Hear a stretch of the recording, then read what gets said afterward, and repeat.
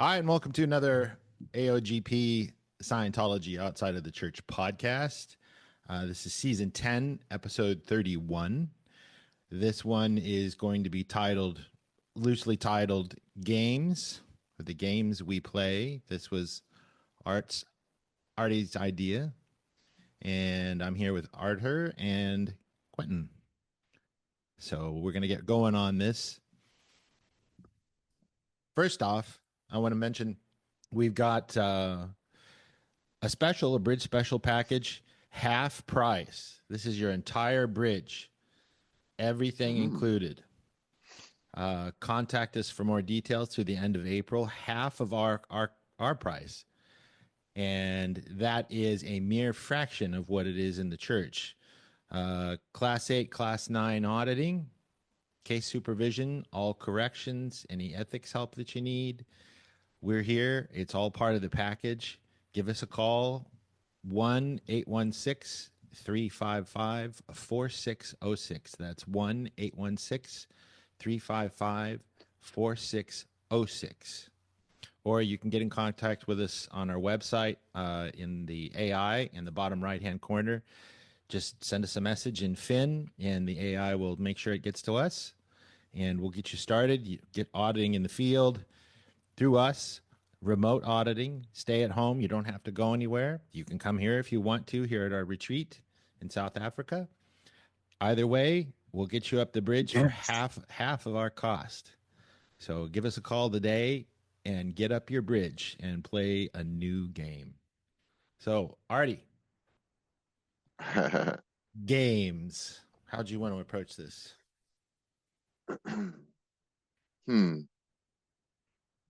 Well, for me, it kicked off listening to another podcast with Trey Lotz, part of the Free Zone. Is Trey still around, or is he's Yep. passed, hasn't he?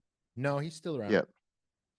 He's still going, is he? Okay. As far as I know. Yep. Okay. And so after listening to that, it really affected me on how we play games in life. And I really enjoyed the concept of everything we do to see it as a game. You know, how are you going to play your next move? How are you going to play this? How are you going to play that?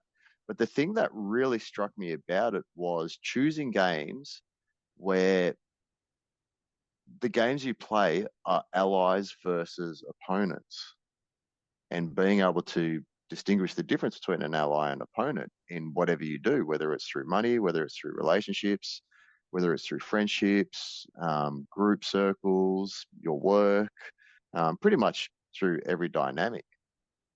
And there's so many different ways we could go about this. But I think just the idea of seeing life as a game and the things we do in it kind of puts you in third person view. Like you're not in it as much. You're not caught in the emotions as much, but you can sort of look at the way you do things more objectively, rather than being at effect. I think just being able to change your mind around how you view things can put you more at cause than effect by looking at things as a game. And then I'm going to bring another component into it early, which I'm sure we'll get into, but also around the power of the postulations around deciding what games you're going to play and deciding which games you don't want to play. Well, per the Scientology axioms, a Thetan has to agree to become aberrated in order to play a game. So the game has to be of an aberrative nature to play it.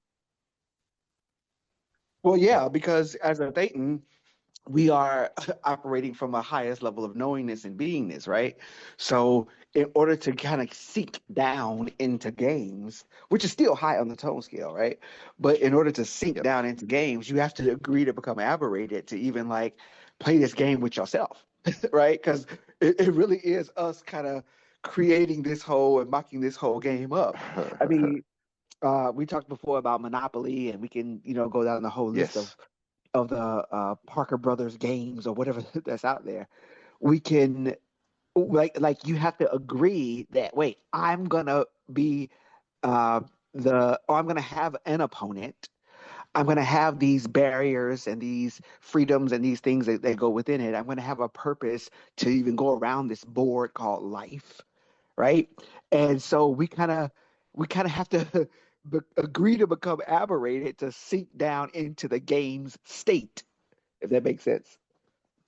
Yeah. Yeah, because then there's no game. If there's no challenge to it, if there's no adversity, if there's no journey, if there's no challenges, if there's nothing to confront you, there's no boss at the end that you need to defeat, then there's nothing there, is there? Right. Right. Right. Well, and Yeah, and I suppose that boss is often us to some degree, ourselves. It's kind of like we're defeating ourselves to win the game. well, it wouldn't be a game if you knew what the outcome was. That's Yeah, the yeah, freedoms, boundaries, and purposes. So Yeah. if you've ever played checkers or chess with yourself or whatever, it's not a yeah. It's pretty game. boring. It's not a game Yeah, because you know what the moves are, and that's yeah, yeah. Dayton's got to have an optimum amount of randomity. So the optimum amount of randomity is a not no. Will I finish the race in first, or will I finish the race? You know, you know there's really, what is it, that expression is second place is second place loser. Yeah, yeah, That's yeah, yeah, terrible. yeah. And then third place is more acceptable than second place Yeah, because second is the loser. Yeah. right, right. Wow. So you have Yeah, that's interesting. you create these postulates of games that you're going to play, but Hmm. the postulates that you Mm, make in the game with the opposing terminal, that's where the aberration comes from, as to what the terminal is that you choose to oppose. And then mm, that's at the lower end of the bridge. That's where the aberration is. mm. And it was funny because the other day, Quentin and I had a really good chat earlier in the week, and I was sharing about a game I decided to end, and the amount of things that occurred in a different direction just from deciding wholeheartedly, I just don't want to play this anymore. And then Quentin added a little bonus to it, and he goes, "Let me add to that." I'm like, "Okay." I'm thinking, what more could you add to it? And he says to me, "Well, you end this game, but you're going to win." And that really struck me hard because, like, in my head, it was just like, "All right, I just want to end this game. I want out." And then Quentin's like, "Well, are you going to win?" Which really hit home for me as well, because that just added a whole new layer to what I thought was good enough. Mm-hmm. So I had to rethink my postulate. Okay, now that I've ended this game, what do I do next? How do I Yeah, win? I, I, Like I want to, I I want really to had to think win. about it. I want to win and end. Right. I want to end Yeah, it by winning. Right, yeah. not by losing. Mm. So And with these games, interestingly, yeah, oh, go ahead. go Quentin. Yeah, go. No, I was just saying. So with these games that we're playing, like we're coming up with this, and we're living life, and we're creating these problems, we're creating these opponents, we're creating these situations where we have to kind of like um, figure out how to level ourselves up. And this is the game that I play. Like I like to level myself up in the game, right? And so, excuse me, whether it be through our physical body and going to the gym. I think, Jonathan, you just did your personal best in your walking and getting your exercise in. Like that's fantastic. And so we're doing these things to level ourselves up in order to be ready for the next level or the next obstacle course or whatever you're going on with. You got to be ready for the next thing, right? And so that's kind of how I look at it. I look at it that way when it comes to finances. I look at it that way when it comes to my intelligence and how I operate with my intelligence. I haven't gotten that way yet when it comes to working out, but I'm working on it. I got to level up. Sure. Yep. So,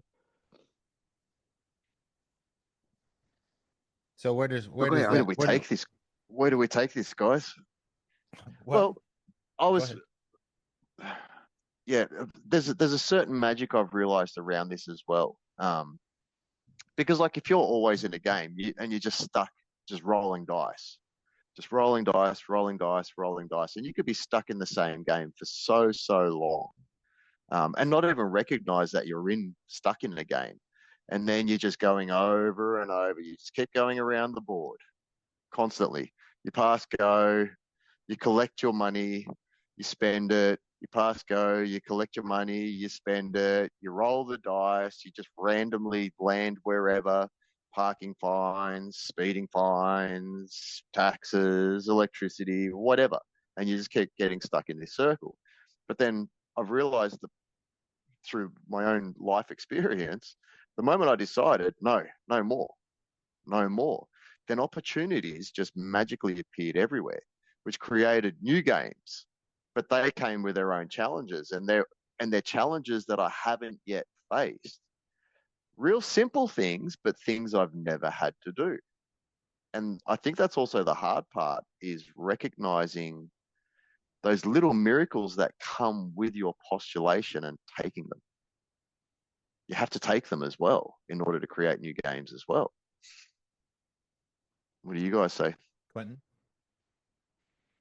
Yeah, I think that I think it's so interesting because when a being is stuck in a game, right? So like LRH talks about no games conditions, right? A no games condition. And when a being is stuck in a game, that actually is a no game condition. They like Uh, you don't have a way to win. There's no way to win. I can't win at this. Have you ever felt that way before? Like I just can't win. And it's Many like times. when you're in this when you're in this condition where you're stuck in it and you can't ever win, which also means an ending to the game, right? By winning, you kind of end the game. We talked about that a second ago. So if you're stuck in this situation, if you're stuck in this job, or you're stuck in this, life, or you're stuck in this town, or you're stuck in this situation, it's like you can never win. And because you can never win, you're actually in a no games condition. And so the way out is to invent games. And so this is a really, really interesting process because one goes in and starts inventing games to play. And I think we have a lot of interesting games that we already kind of work with and we already play in this life. But imagine being able to like mock up your own game, being able to really mock up your own game and like, yeah, this is my thing. I know I can win this. It comes with the air of confidence. It comes with a sense of purpose. It comes with a sense of clarity that you've mocked this game up and you're able to win at it. And even in that, there's gonna be, challenges and things that pop up, but I feel like I'm good. Like I can win this. I'm pretty confident that I can win this game. And you play it with that level of awareness and confidence. Um, you know, a football team that has trained so well, they don't know the ultimate outcome. I don't know how many points we're gonna get. I don't know how many goals we're gonna score or whatever. But I do know we're ready to win. We're prepared to win. We're ready to set it off. And when you go into the game and you run out the bleachers or you run out the back room or whatever, I don't know what they call it, and you're like, yeah, and you're ready to win this thing, that's the most amazing feeling. That's the most amazing feeling in the world. Yeah, and it's important that when you're playing a game and you've decided to play a game, you have to have this intention to win. And that, Yeah. think about that. You have to have the intention to win, whatever it takes. Whatever it takes, you have to push yourself. push yourself, and you have to you have to decide, like he says in the Route to Infinity lectures, you have to picture what it is, what the end result is. You have to put it there. You have to see it and Yes. change the physical universe into, it's almost sort of a fake it till you make it kind of thing. Yeah. And then it's interesting when we come into this life, there's already a game set up for us. mm-hmm. And most of us fall into that game, just your standard, you need to work, you need to live, buy a house, have a family. Like there's a series of games already pre-designed for us, but then how do you create your own game? Well, you have to mock it up. You have to mock up Mm-hmm. who you're playing it with, or what you're playing it with, and you also have to be able to, um, oh gosh, trying to think of the expression. You have to be able to get the how much effort you're going to put in. The only way you can be wrong is under or overestimation of effort. And that's why I say you'd much rather be playing a game and overestimate it than underestimate it. Mm. Do everything Yep. you can. Yep. And that's hard to do. I struggle overestimating my potential ability, Wait, which I find really interesting. you struggle in overestimating, or you struggle to overestimate? Yes. Well, to overestimate. Yeah. Okay. Like I find that what I see my potential to be is I don't know, it's like there's a wall there, and then trying to Mm. break through that wall can be quite tricky. Mm. Yeah, well, Yeah. Well, go ahead, Quentin. no, I was just going to say that it's interesting because I believe that confidence, if you look at the word confidence, con and fidelity is where it comes from, with faith or faithfulness is really what it says. Con fidelity or con faithfulness, with faithfulness.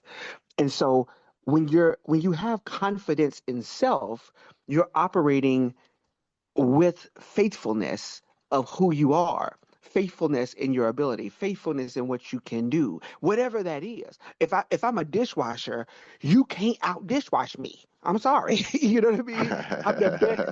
I'm the best dishwasher there is.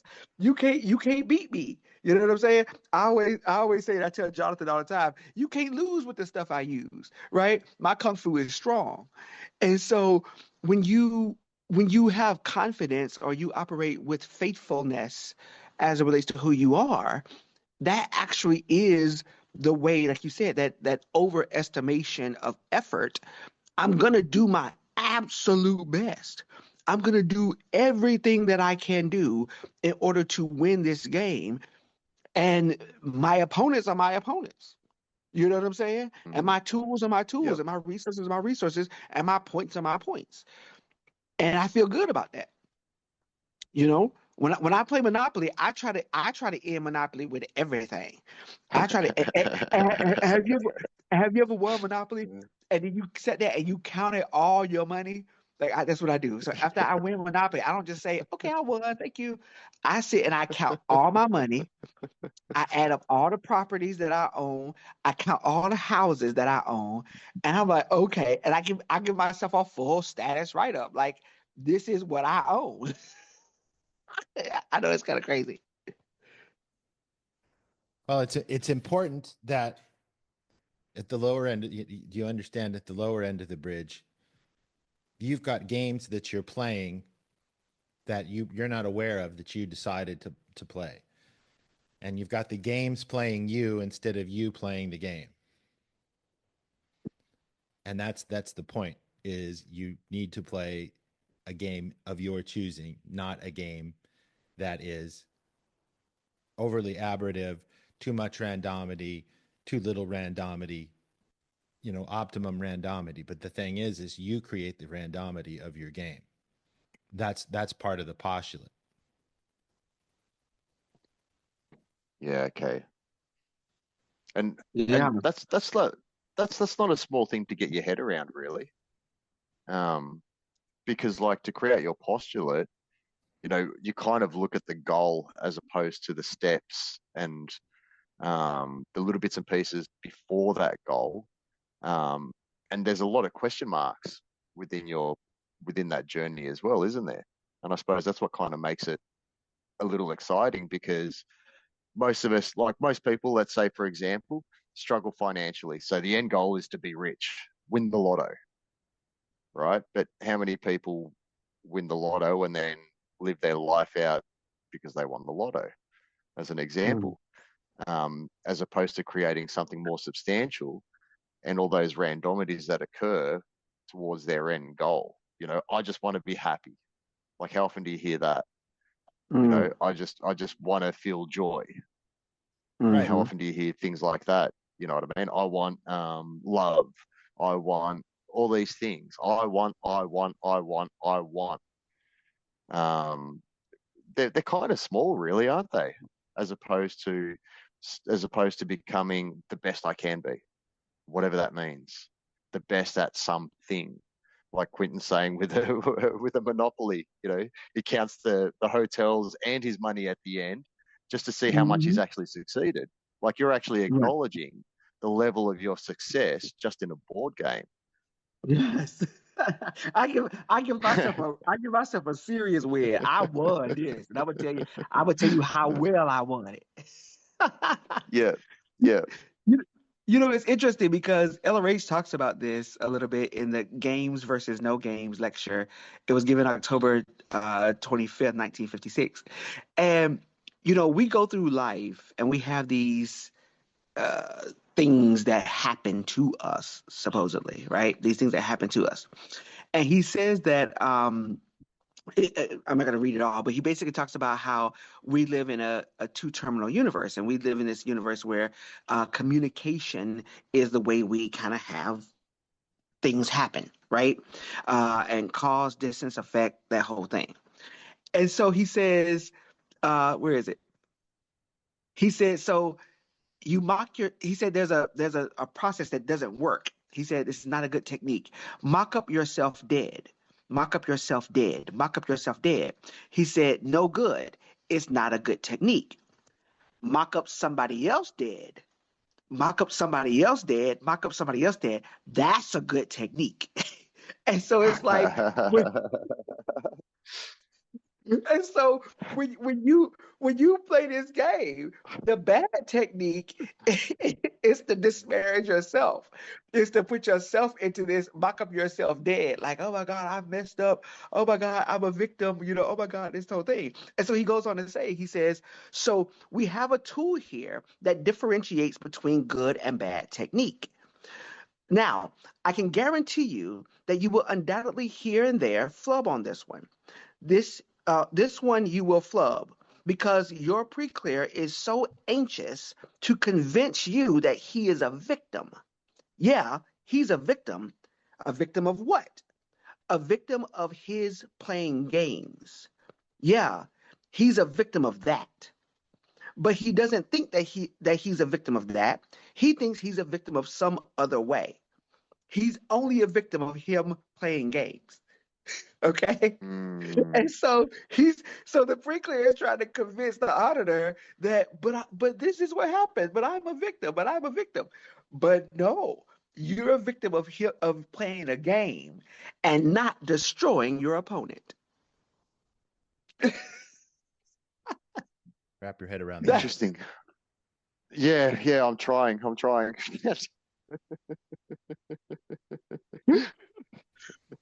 All right, what have you got for us, John?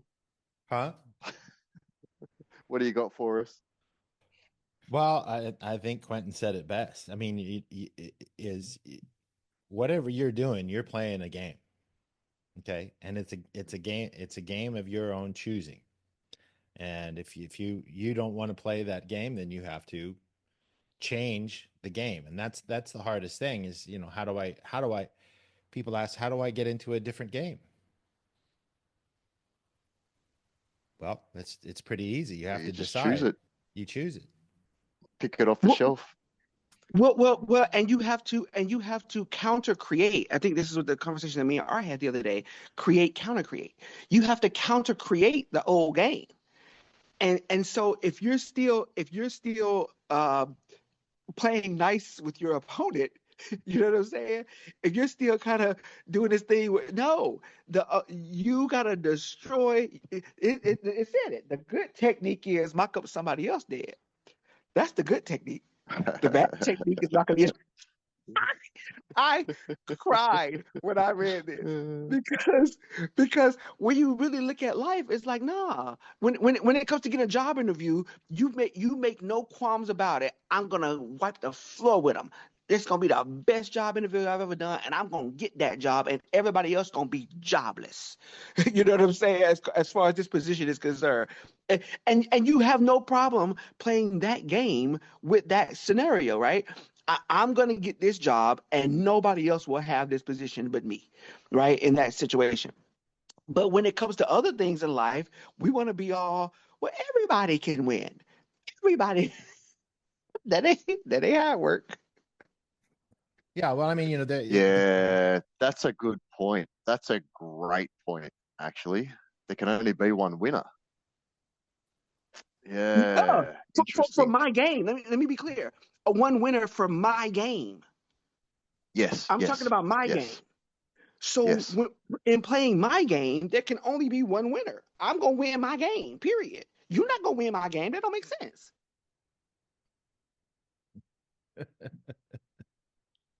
Oh, he got it. I like that. Yeah. yeah. So to bring it back, Arthur, what was it you were saying at the beginning of the podcast as far as the, you know, who you're playing the game with or what you're playing the game with? Then Yeah. So, so the allies and versus opponents. right. So I suppose in a more subtle way, and I suppose the best kind of example would be, say, in a relationship.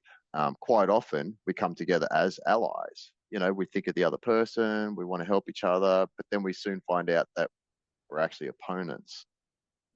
And then you can step that into friendships as well. You know, you might make friendships where you're allies, and then all of a sudden you become opponents. And I think there's a bit of a trick, as I understand it, to recognizing who's an ally versus an opponent as soon as possible, like as soon as possible. Right. Who you play Which I suppose where things like, yeah, go. who you play the game with. If there's Yep. if there's an, I mean, a terminal, it could be a sled dog, it doesn't have to be a person. Or it could be the environment. How are you going to, you know, how are you going to make a cabin in Alaska?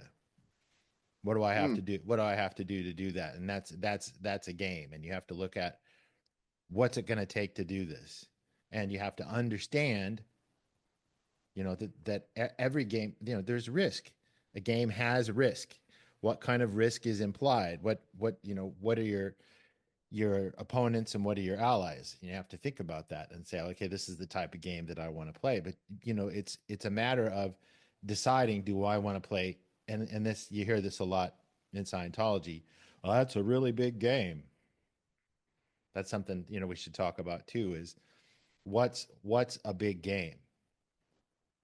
What's Well, it's I funny. like I like how Just before we go into that, sorry, Quentin, just something you just said then, around looking at the risk, looking at this, looking at that. You could take a potential game that seems really big and then all of a sudden win it really fast just by going through that process, yeah, just by sorting out all the risks, enter the game, knowing all the rules, and then just win it and then move on to the next one, as Mhm. opposed to taking a risk and then fumbling, trying to work out all the things that have occurred. Like, let's say you buy a secondhand car, for example. You know, if you look that car over, get it checked by a mechanic, you get into that car, you've got X amount of time with it, as opposed to just grabbing it and then realizing as you're driving it, oh, it needs a gearbox, it needs a clutch, it needs this, it needs that as you go along. Whereas if you look after that car, spend the time looking at the risks, as you said, looking at the positives, then you've won a lot sooner. Mhm.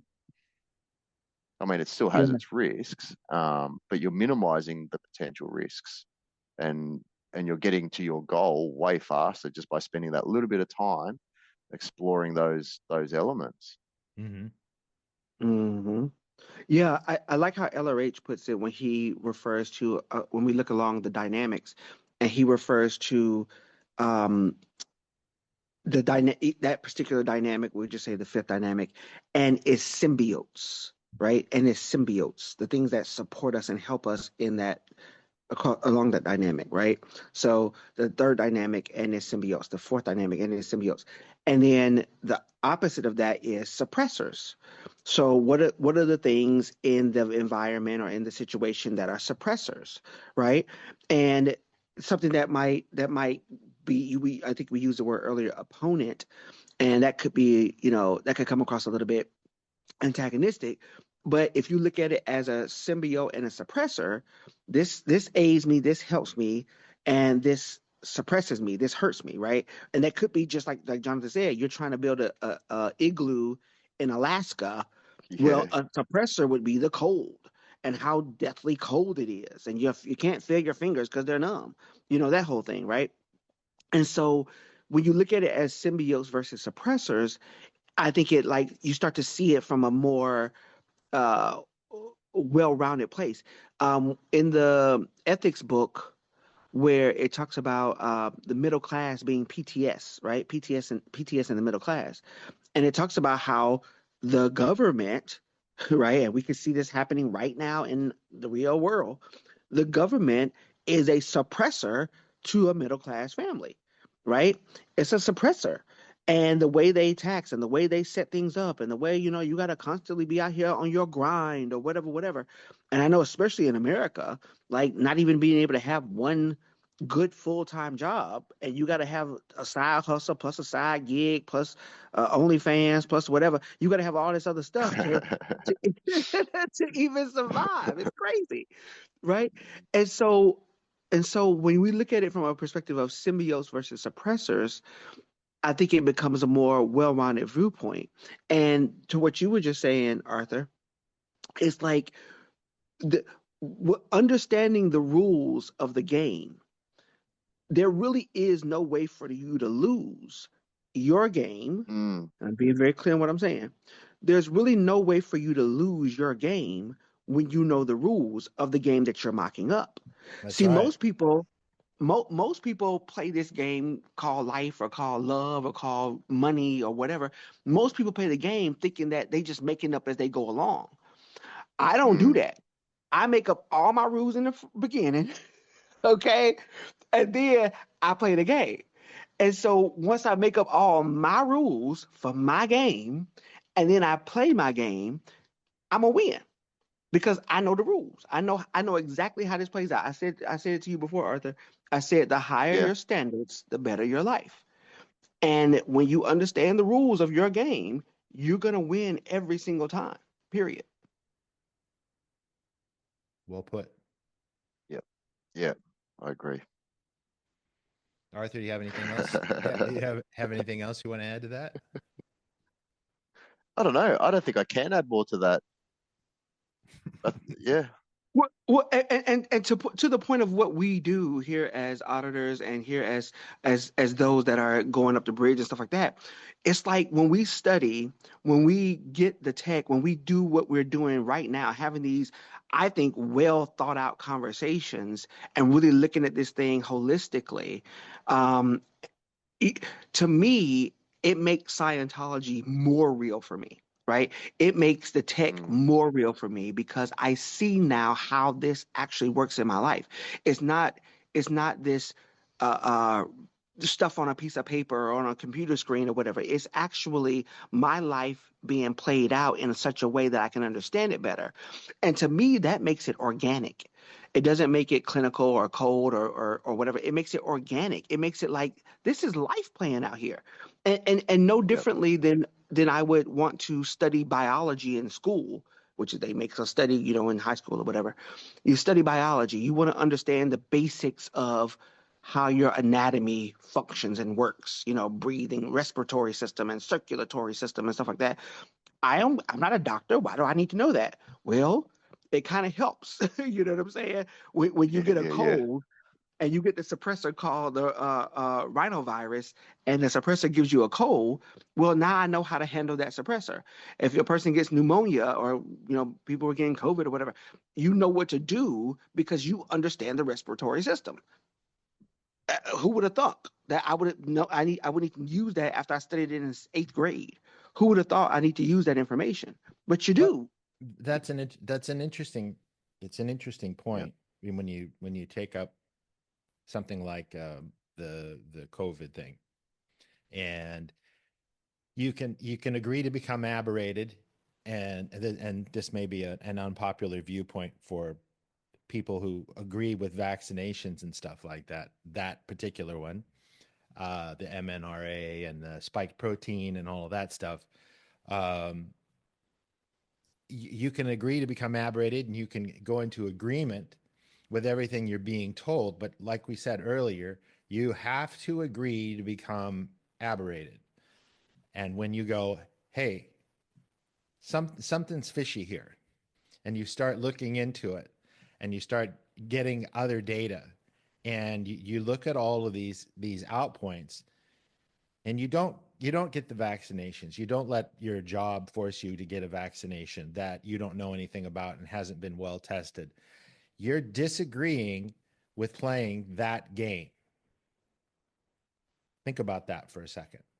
So you're not agreeing to Mhm. become aberrated by a vaccination that has been untested, and I think it's pretty much public knowledge now that it would be a really bad idea to get that vaccination for something that very likely was not what they were saying that it was.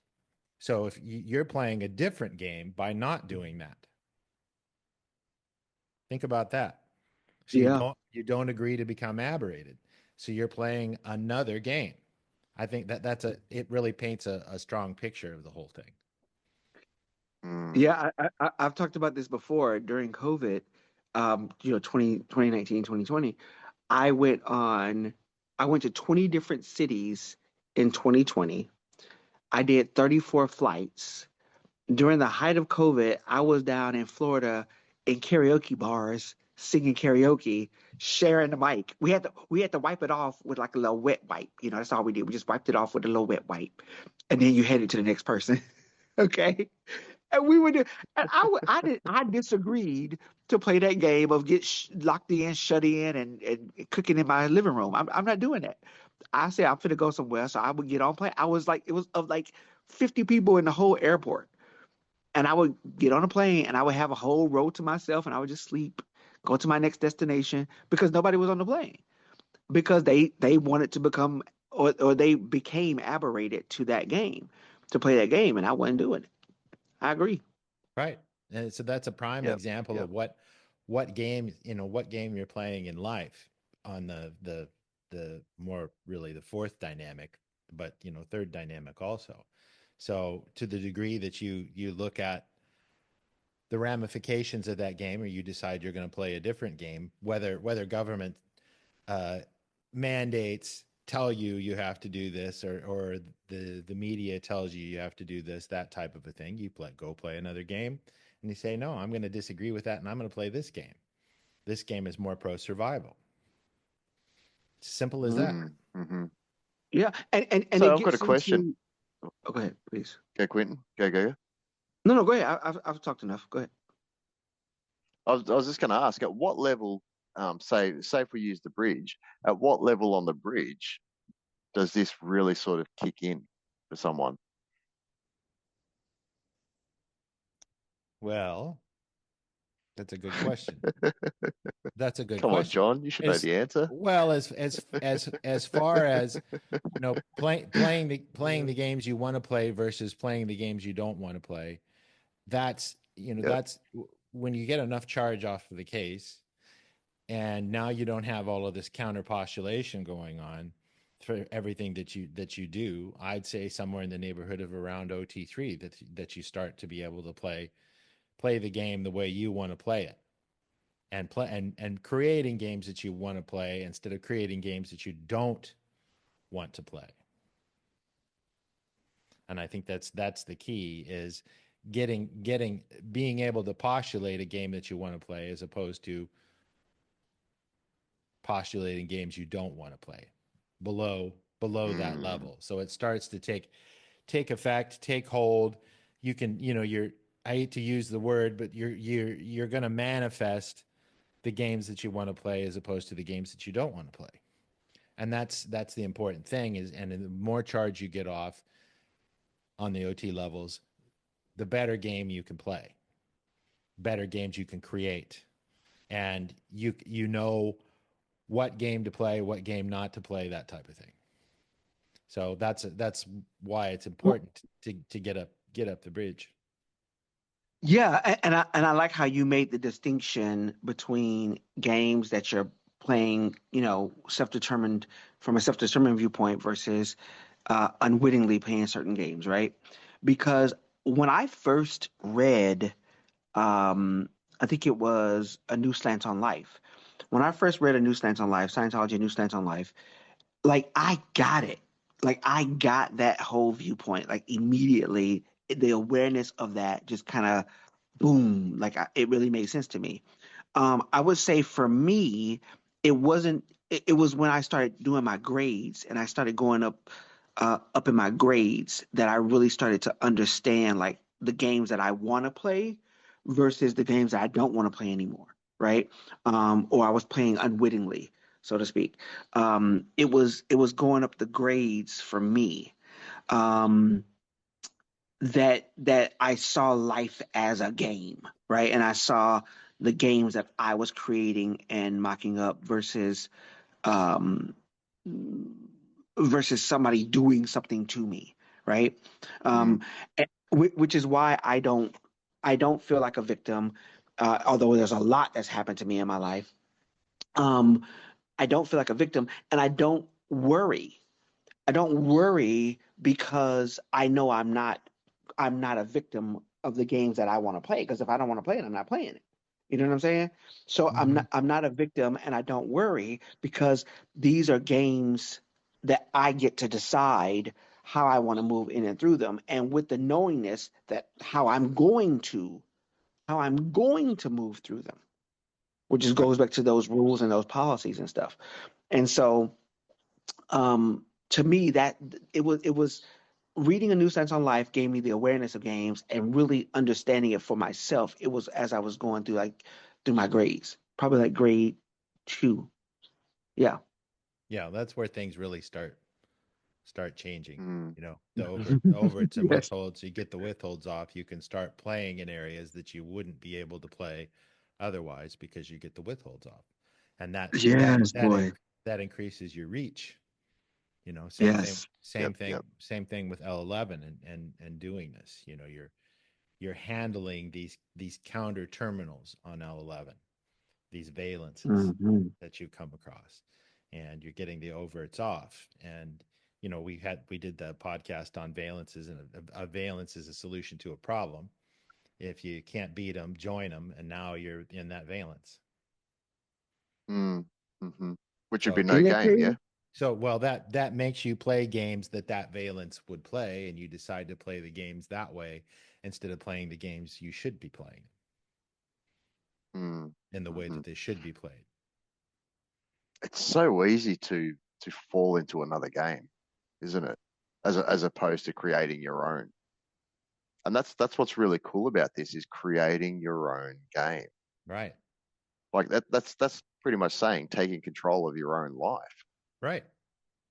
That's all that's saying. Yeah, As that's all. opposed to Yeah, yeah, that's all you're as doing. opposed to jumping from board game to board game to board game with games that are already happening. Like, like I like the Monopoly example, because you can have, Star Wars Monopoly, there's Star Trek Monopoly, but imagine an Arthur Monopoly set, a John Monopoly set, a Quentin Monopoly set. You know what I Yes. mean? Right. Look, you know I like that art. You know I like that. I got my own Yeah, monopoly. yeah. Lots of karaoke every corner, karaoke bars. This is heaven. But if you think about it, isn't that what heaven, quote unquote, is like? Isn't that what it's like? It's Yes, like I mocked this thing 100%. up. I mocked this thing up, and it's exactly the way I want it. It's exactly what I want. It's the people that I want to be there. It's the experiences that I want to have. It's the mock-up that I want to have. And one a good movie, if you guys haven't seen it, is um, um, What Dreams May Come. What Dreams May Come with Robin Williams. Mm-hmm. Yeah, it's a great movie. It was such a great movie. And the whole thing, heaven, hell, all this stuff, it was all a mock-up. It was all just like Yeah, yeah, what yeah. you make of it, right? The picture you paint in your own mind. And so I think that as we start to realize this, life becomes so much more you start to enjoy life so much more joyful. That's what life becomes more joyful because I'm playing the game that I want to play every time. And if I don't want to play it, I know how to counter create it. I know how to do something different. And I'm doing it with a level of ease so I don't have to worry. Is there risks involved? Sure. But that's what makes it a game. Like I'm Mm. okay with the risks because it's what makes it a game. And you can't, you can't frighten me. Yep. It Yep, is what the game is what we make it. yep, Think about that. It is what we make it. So yep. we make the game, or we can make a new game. And one thing I have noticed, especially around Scientology, is a lot of Scientologists that work their way up the bridge end up doing something pretty big with their lives. A lot of them have made massive impacts in so many different fields. Even to say as far as like remote viewing programs, real secret stuff that involves highly psychic potential, as an example. But then films, world's entertainment, um, people in law, whatever they choose, and a lot of them have stuck to auditing and made that their goal. Um, like, like a lot of them have made really big impacts in whatever they've been interested in. And the funny thing is, I'll repeat that again, whatever they're interested in, not just Scientology. Right. I think that's a very Yeah. important point to make. Yeah. Mm. Well, Well, it's interesting. I'm gonna say this real quick. So I mentioned about grade two and getting those the relief release and getting all those overs and withholds off and stuff like that. But grade three, which is the freedom release, it says the ability gain is freedom from the upsets of the past and ability to face the future. That's the ability gain, Mm. right, on the grade chart. But catch this. If you look at the characteristics, if you look at the characteristics in the middle there, the awareness characteristics, it says that at that level, grade three or so, grade going into grade four, sorry, grade four, it says you move up into prediction. Prediction. And so now, what are you worried about? You can predict the outcome. You can predict the future. Now, again, there's still risk involved. There's still things that might be different. You Of don't know course, of everything. course. But there's a level of awareness where you're not afraid to face the future, and you can predict with some level of accuracy. Okay, you can predict how things are going to unfold because you've rehabilitated that awareness characteristic as a being, Mm. right? And so things get to open up for you in such a way where you have this freedom to be and freedom to exist because you're not afraid of the future and you're not being the effect of the past. It's such a beautiful place to be. Jeez. yeah, Mm. really is. Well, that brings us That's really good, guys.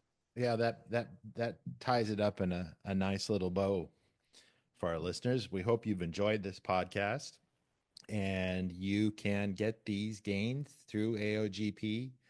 Uh, do it remotely, get your auditing from wherever you're at. using a theta meter. If you're listening to this podcast and you're not familiar with that, we do auditing over Zoom with a theta meter.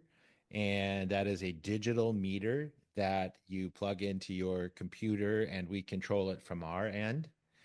And we can get you to where you're playing the games that you want to play. All you have to do is get in touch with us and we'll get into a chat with you on Zoom and give you all the details and get you moving quickly up the bridge to where you can start playing the games you want to play the way you want to play them through auditing and training. So for Quentin Stroud and Arthur Mudakis, thanks for listening. Namaste, and we love you. Bye-bye. Peace. Bye bye.